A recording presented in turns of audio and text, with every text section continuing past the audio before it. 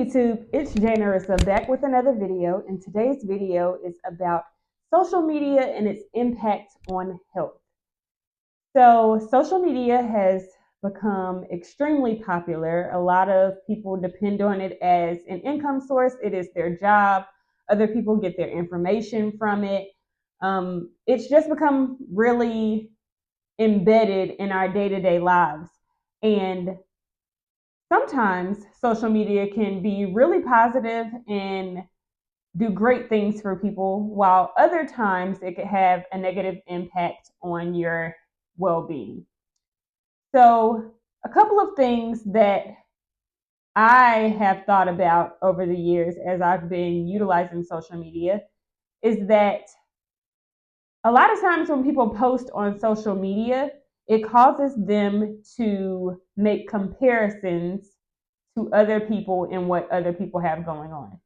So, for example, a lot of the times we are following people who have similar lifestyles as we do or appear to have the lifestyles that we strive to achieve.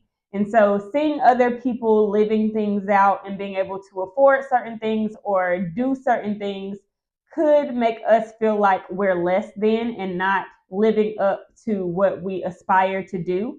And if you ever find yourself feeling like that, that may be an indication that you're on social media a little bit too much, or you may need to shift the way that you navigate using it.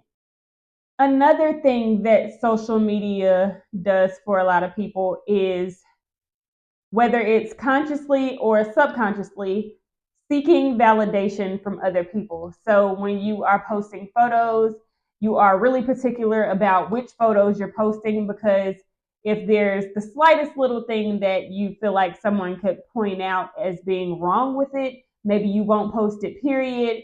I've seen time and time again where people who I'm following have posted things and then it later disappears and they delete it.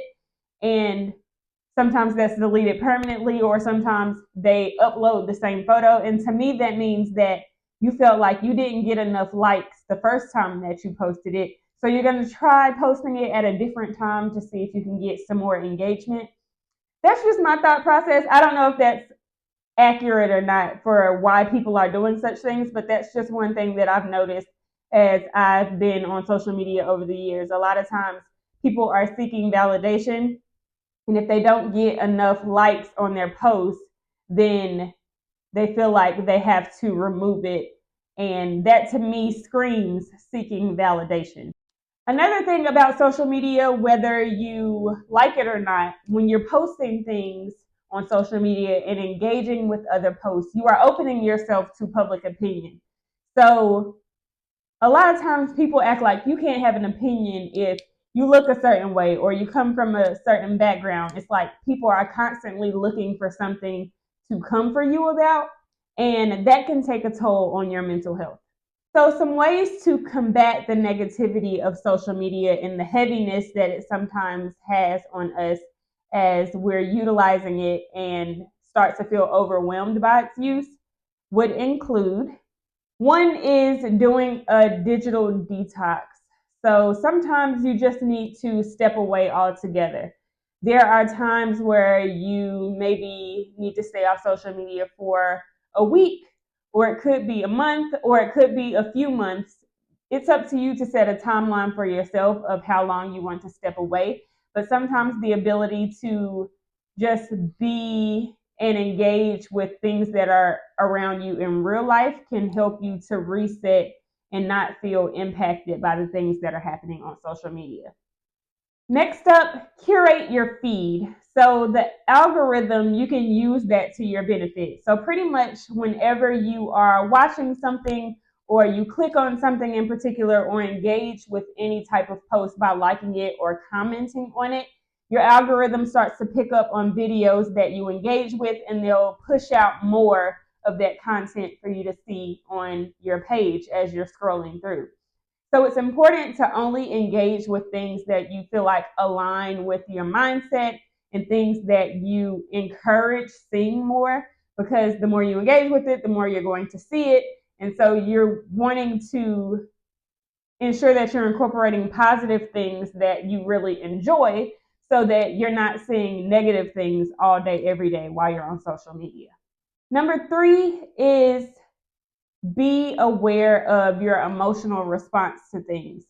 So if you feel overwhelmed as you're scrolling through social media, or just feel like every time you get on social media, it makes you feel less than, or anything negative, any negative feelings that you have as you're scrolling through social media, that may be an indication that you're on it too often, or you just need a break altogether.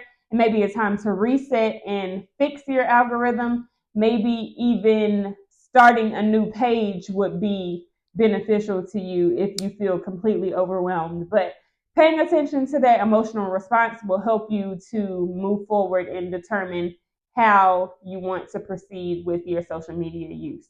And above all else, make sure that you are continuing to nurture your real life connections. I always say that social media is not a real place. Like, people are only showing you what they want you to see. When people are taking losses every day, they're likely not posting about it. If someone is depressed and anxious all the time, they're likely not posting about that in the moment. Most of the time, when people are broke and can't afford to do anything, they're not telling you that they're broke. They're making it look like to the outside world that they're doing just fine and they're thriving.